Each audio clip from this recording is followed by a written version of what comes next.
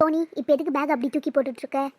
என்ன உன் பேக்கே தூக்கி போடுறேன்? என் பேக்கை தானே தூக்கி போடுறேன். உன் வேலையை மட்டும் பாரு. நீ ஏதாலும் மறுபடியும் முருகு மரம் ஏறிச்சு போல. இப்போ சொல்றியா இல்லை போய் அம்மாவை கூப்பிட்டு வரட்டுமா? என்னன்னு சொன்னாதான் தெரியும் சோனி. சொல்லாமல் இந்த மாதிரி கோவத்தை காட்டியிருந்தேன்னா எதுவும் தெரியாது.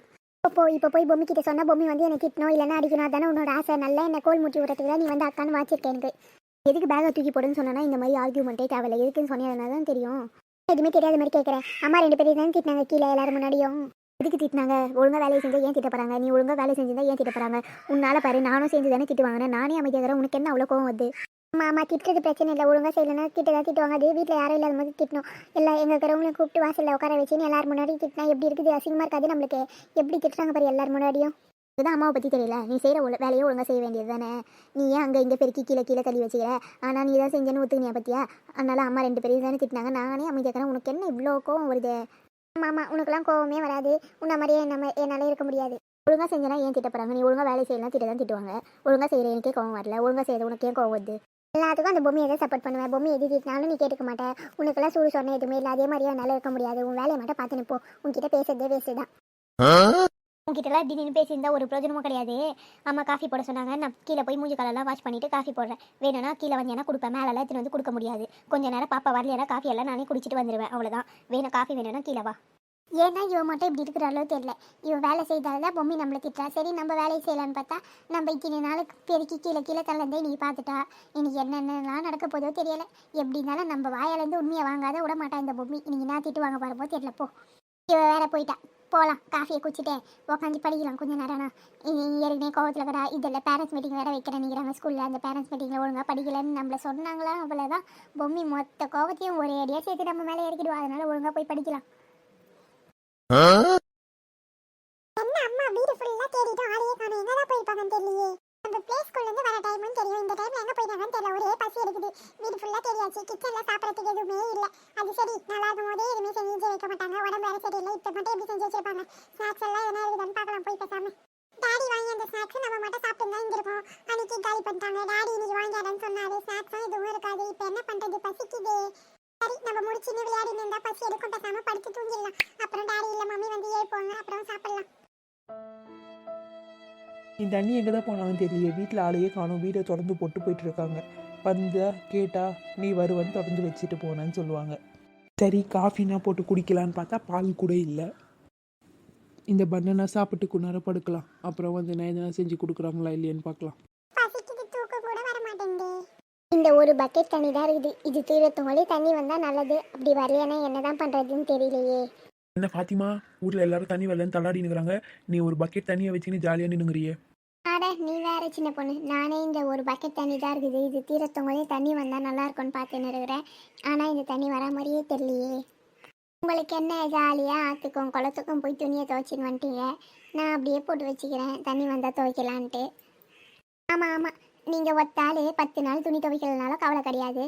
நாங்கள் அப்படியா ஒரு 2 நாள் துணி துவைக்கலனாலும் வீடு நாரி போயிடும்.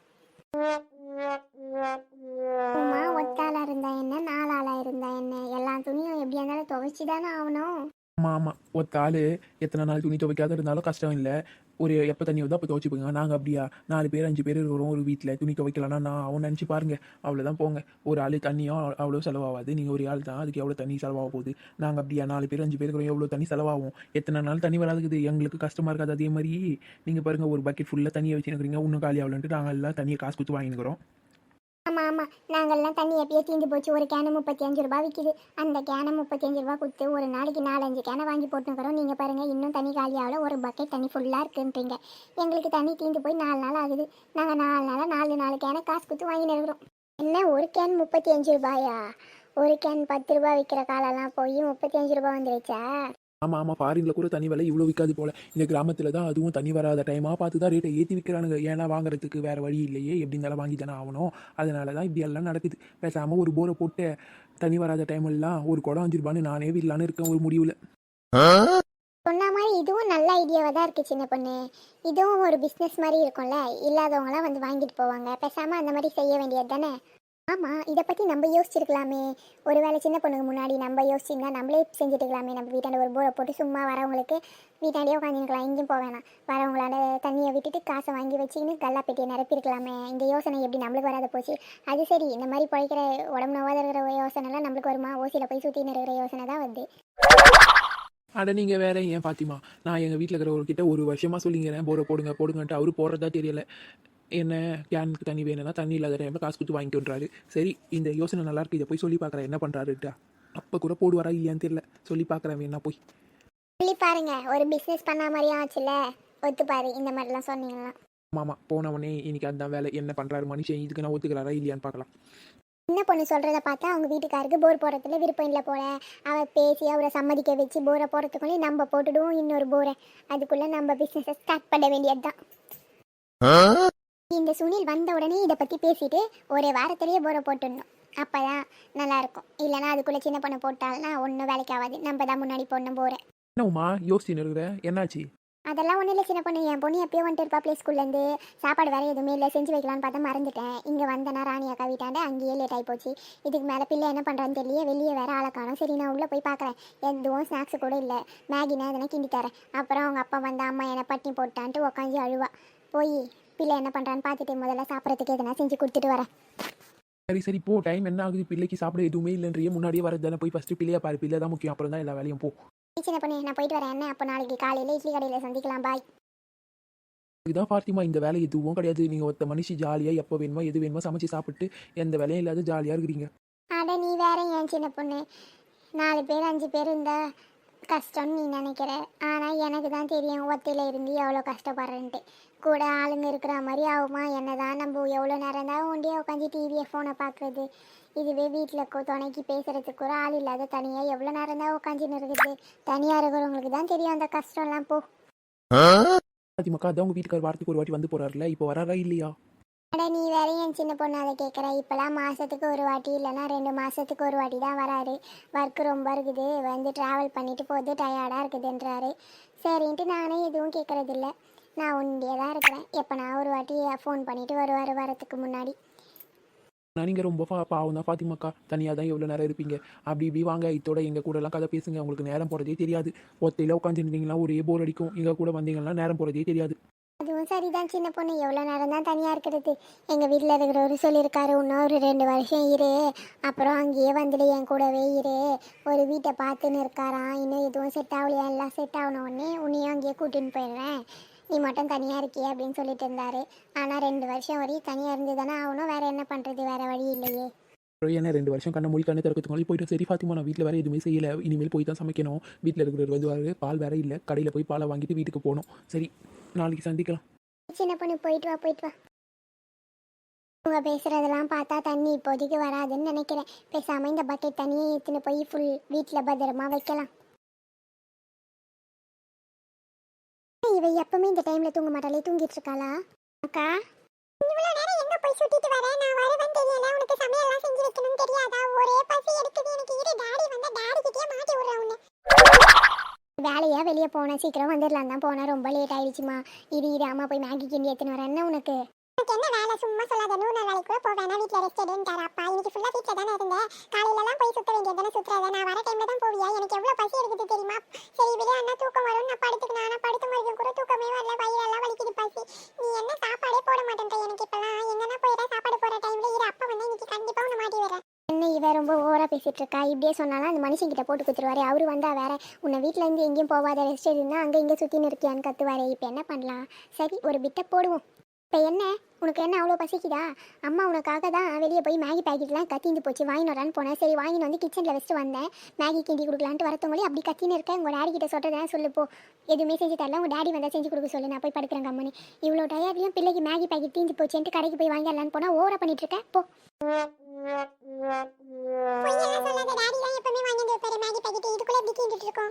நான் தான் செஞ்சு சாப்பிட்றேன். தினமும் ஒரு மேகி பேக்கெட் சாப்பிட்டேன்னா தீராது, என்ன பண்ணும்? சரி, பிள்ளை பசியாக வருமே போய் வாங்கிடலான்னு பார்த்தா கடையில் இருக்கிறவங்க இங்கே போயிட்டு இருந்தாங்க. சரி வந்துடலான்னு பார்த்தேன். சரி ஏதோ போன போது வந்துட்டுமே, இன்னொரு வாட்டி எங்கே போகிறது, பிள்ளை வேற வந்தால் கேட்குமேன்ட்டு பொண்ணா நீ இப்படிலாம் சொல்லிட்டு இருக்க. சரி மேகி செய்யல, உன்னையும் சொல்ல, உங்கள் டேடி என்ன சொல்ல பரல சொல்லிக்கோ. இல்லம்மா, பசி எடுத்துச்சா, அதான் என்ன பேசுறதுன்னு தெரியாத பேசிட்டேன். சரி போமா, நீ மேகி கிண்டி எடுத்துருவாமா, ரொம்ப பசிக்குதுமா. சரி இரு கடகடன்னு போய் எடுத்துட்டு வரேன் என்ன. இந்த அம்மா உண்மையை சொல்றா பொய்யே சொல்றான்னு தெரியல. ஏதோ ஒன்று மேகி செஞ்சு கொடுத்தா பசி தீரும். சீக்கிரம் செஞ்சு எடுத்துன்னு வராங்களா பார்க்கலாம். கறிவே இல்லை சோனி, ஒழுங்கா அம்மா சொல்லும் போது என்ன திட்டும் போது அமைதியாக இருந்தேன்னா இவ்வளோ பிரச்சனை வந்திருக்காதுல்ல. என்ன எது திட்டினாலும் அமைதியாக இருக்கணுமா? உன்னால வேணா அப்படி இருக்க முடியும், என்னாலலாம் இருக்க முடியாதுப்பா. நான் அப்படி தான் பேசுவேன் போ. அப்போனா நீ ஒண்டி கீழே உட்காந்து படி போனால் போதுன்னு நானும் கூட வந்தால் ஓர தான் மாட்டேன். நான் மேலே போகிறேன், இது அம்மா வரட்டும் நான் சொல்லிட்டு போகிறேன். போ இந்த அம்மா போகிறேன்னு சொன்னோன்னே இல்லை இல்லை போவதக்கா இங்கே உட்காந்து படிக்கான்னு சொல்லுவேனா? நீ எங்கே உட்காந்து வச்சா எனக்கு என்ன? நீ போனா போவ கட்டி போ. என்னடி நான் என்ன பண்ண சொன்னா நீங்கள் என்ன பண்ணிட்டு இருக்கீங்க? ஒருத்தர் மூஞ்சில ஒருத்தர் பார்க்கறதுக்கா பேக் எடுத்து வாங்க கீழே என்ன? அம்மா இல்லைம்மா இவளை தானே கூப்பிட்டேன், நானும் வந்தேன். சரி இவ்வளாண்டா உட்காந்தா படிக்க முடியாது, நான் மேலேயே போய் படிக்கிறேன். இல்லை யார் மேலே போவேனா? 2 பேரும் கீழே உட்காந்து படிங்க. அவள் சவுண்டாக படிப்பாமா, அவள் பக்கத்தில் உட்காந்து படிச்சாலாம் எனக்கு செட் ஆகுதுமா. 2 பேரும் மேலே இருந்தது தானே சண்டை போடுவோம். நான் மேலே போயிடுறேன், அவளை இங்கே உட்கார வச்சு படிக்க வைமா, நான் போகிறேன். சரிம்மா மாடி அக்கானு எப்படி இருக்கா பாரு. அவள் எஸ்கேப் ஆகுதுக்கு என்ன கோத்து விட்டுட்டு இருக்கா பாரு. இந்த பொம்மை முன்னாடி உட்காந்து படிக்கணுமா? போச்சு போ, நல்லா உயிரை வாங்க போகுது இன்னைக்கு. ஏதோ சொல்கிறேன், மேலே போய் ஒழுங்காக படிச்சா நல்லதான். போய் படிப்போம். இல்லைனா 2 பேரும் எங்கன்னா டியூஷனுக்கு அனுப்புகிறேன் இருங்க. ஸ்கூலில் பண்ணுற டார்ச்சரையே தாங்க முடியல, இதில் டியூஷன் போனோன்னா அவ்வளோதான். இப்போ எதுக்கு டியூஷன் போனோம்? நாங்கள் என்ன ஒழுங்காக படிக்காத இருக்கிறோம்? சும்மாலாம் வெறுப்பேற்றின்னு இருக்காது. வீட்டில் உட்காந்து படிச்சுன்னு தானே இருக்கிறோம். டியூஷனுக்கும் வேணாம் ஒன்றும் வேணாம். நான் உட்காந்து படிக்கிறேன், கம்முன்னுட்டு சும்மா தொண்ணு பேசின்னு இருக்காது. சோனி நீ எதுக்கு இவ்வளோ கோவப்படுறேன்னு எனக்கு தெரியும். எங்கே டியூஷனுக்கு அனுப்பி விட்டுற போகிறாங்களோ அங்கே இங்கே ஸ்கூல்லையே பண்ணுற டார்ச்சர் தாங்க முடியல. டியூஷன் வேறு போய் படிக்க சொல்லுவாங்களே தானே பயப்படுற. தெரியும் தெரியும். நீ மூடிட்டு போய் என் மேலே போகிறனால இப்போ தான் வந்து நொய்யின்னு வா. என்ன மேலே போய் படிக்கிறேன் நீ போலியா? என்ன உங்களுக்குள்ளே பேசி நிறுவீங்க? பேசுறதுக்காக கூப்பிட்டேன் 2 பேர். ஒன்று இங்கே உட்காந்து படி சத்தியா இல்லை மேலே போகிறதுனா போ. உட்காந்து படிக்கிறீங்களா இல்லையா? இப்போ நான் உட்காந்து படிக்கிறேன். உன் பெரிய பொண்ணு போக சொல்ல, அவள் போனால் தான் நான் படிப்பேன். அப்படியேம்மா நல்லா பார்த்துட்டே இருந்தேன், படிக்கிறேன்ட்டு தூங்கிட்டு போகிறேன். சரி நான் மேலே போகிறேன். திரும்ப மாடு போகிறதுக்கு முன்னாடி எப்படி கோத்து விட்டு போகுது பாரு. இந்த பொம்மை வேற சும்மாவே வச்சு கண்ணை வாங்காத பார்த்துன்னு இருப்பா. சொல்லி வேற சொல்லிட்டாளா அவ்வளோதான். மொத்த கண்ணும் இருக்கிற 4 கண்ணும் நம்ம மேலே தான் இருக்க போகுது. இது மேலே நான் அவளே பார்த்துட்டு இருக்கேன். உட்காந்து படி. அவள் போகிறா பாரு, நீ உட்காந்து படி. சே கொஞ்ச நேரம் வாயை வச்சு நம்ம ஜெயந்திருக்கிறோம் போல. இந்த பொம்மை கூட போசி இப்படி வாயை குத்து மாட்டிக்கணும். இன்னைக்கு நம்மளை போட்டு ஒரு புரட்டி எடுக்க போகுது. என்னடி பண்ணிட்டு இருக்க? உனக்கு என்னதான் பிரச்சனை? பொம்மி படிக்க சொன்னா படிச்சுன்னு தானே இருக்கேன். படிக்க கூட விடாது, சும்மா தொண்ணு நின்றுட்டு இருக்க. என்ன இப்போ படிக்கிற? ஒரு சவுண்ட் கேட்கலாம் படிக்கிற நீ? எனக்கு என்ன சத்தம் போட்ட படிப்பாங்க? மனசுக்குள்ளே தான் படிப்பேன். எப்படி மனசுக்குள்ளே படிக்கிறேன்னு பார்த்து தூங்க படியா? சவுண்டாக படிச்சா தான் மண்டியில் ஏறும். நாங்கள் படிக்கிற காலத்தில் 2 வீடு கேட்கும் நாங்கள் படிக்கிற சவுண்டு. என்ன தான் படிக்கிறீங்களா இந்த காலத்தில்? போங்க படிக்கிறேன் நல்லா ஏமாத்தத்தை கற்று வச்சுக்கிறீங்க. வேறு ஒன்றும் தெரியல உங்களுக்கு. ஆமாம் 2 ஊருக்கு கேட்கும், 2 நாட்டுக்கு கூட கேட்கும். நாங்களாம் அப்படி படிக்கக்கூடாது. அப்படி பச்சைனா ஸ்கூலை விட்டு வெளியே தான் அனுப்புவாங்க. மனசுக்குள்ளே பச்சை தான் மண்டியில் ஏறும். ஏன் வெளியே அனுப்புவாங்க? எங்களெல்லாம் சத்தம் போட்டு படிக்கணும்னு சொல்லுவாங்க. இப்போ படிக்கணுமா வேணாமா? ஏமா தொண்ணு பேசின்னு இருக்கா? சும்மா என்ன வெறுப்பேத்தாதம்மா. என்னத்தை படிக்கிறியோ? தூங்காத இருந்தா சரி. உட்காந்து படி. கொஞ்சம் சாமான் வந்து போய் தொலைக்கி போட்டு வரேன். மேலே போனீங்கன்னா வெளுத்துருவேன். வர வரையும் இங்கே தான் இருக்கணும். அதான் சத்தியம் எல்லாத்தையும் தொலைக்கிட்டாவே. நீ நான் போய் தொலைக்க போகிறேன். டிஃபன் பாக்ஸ் எடுத்து பேக்கில் இருந்து வெளியே வச்சேன். நீ கேட்கலான்னு பார்த்து மறந்துட்டேன். வா நீயே மாட்டிக்கின பாரு வாயை குத்து. இந்த பொம்மைக்கிட்ட வாயை குத்துனா நம்ம அவ்வளோதான். மாமா படிக்கணும், நீ போமா நாளைக்கு டெஸ்ட் விடு. உன்னை கேட்கக்கூடாது, உடனே திரும்பிட்டா பாரு. இவளுக்கு ரொம்ப வாய் ஆயிடுச்சு. படிக்கிறாளா இல்லையான்னு தெரியல. ஒரு நாள் ஸ்கூலுக்கு போய் கேட்டு வரேன் எப்படி படிக்கிறான்ட்டு. என்ன பொம்மி சாமான் தொலைக்கிட்டு எப்பயே வந்துச்சு. டிவியை வைக்கும் அப்படியே படிக்கிற சாகலை பார்க்கலான்னு பார்த்தா என்ன பண்ணுன்னு தெரியல. சரி திரும்பி பார்க்கலான்னா பண்ணுனேன். அட பொம்மி டிவியை பார்க்கணுன்னு பார்த்தா இது உஷாராக ஃபோனை பார்த்துனுக்குதே. இந்த பொம்மி நம்மளுக்கு மேலே உஷாராக இருக்குதே. டிவியை போட்டால் அப்படியே ஒத்த கண்ணில் பார்த்துனே படிக்கலான்னு பார்த்தா, படிக்கிற மாதிரி ஆக்ஷன் பண்ணலான்னு பார்த்தா இது உஷாராக ஃபோனை பார்த்துனுக்குதே. அது சரி நம்மளே இப்படி இருக்கோம், நம்மளை பெற்ற அம்மா நம்மளுக்கு மேலே உஷாராக இருக்க மாட்டாங்களா என்ன? நீ படிக்கிறியா இல்லையா? வச்சிந்தாமா இருக்கிறேன், நீ டிஸ்டர்ப் பண்ணாதம்மா. பரவாயில்ல இப்போ நல்லா தாங்க இருக்கு. உங்கள் பொண்ணா வந்துட்டா, அவளுக்கு தான் மேகி செஞ்சேன். எடுத்து போய் கொடுக்க போகிறேன் இனிமேல் தான். ஹாய் ஃப்ரெண்ட்ஸ், எல்லாரும் எப்படி இருக்கீங்க? எங்கள் வீடியோ பிடிச்சிருந்தா லைக் பண்ணுங்கள், ஷேர் பண்ணுங்கள், கமெண்ட் பண்ணுங்கள், மறக்காமல் சப்ஸ்கிரைப் பண்ணுங்கள்.